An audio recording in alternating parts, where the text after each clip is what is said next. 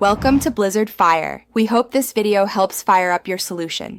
In this video, I will show how to change oil in Honda Hrv updated. Begin by warming the engine briefly, then turn it off and secure the vehicle. Locate the oil filler cap, drain plug, and oil filter access points. Prepare tools, safety gear, and disposal containers. Double-check oil type and capacity before loosening the drain plug to avoid spills. Warm oil drains easier, so start with the engine briefly warmed then shut off.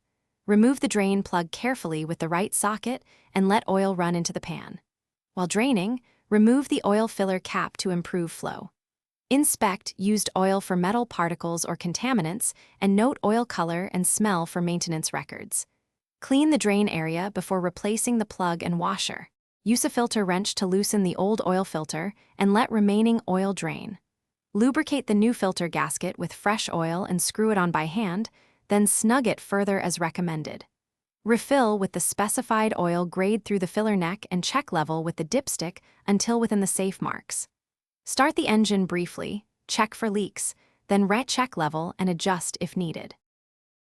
Thanks for watching. If you found this helpful, don't forget to like and subscribe.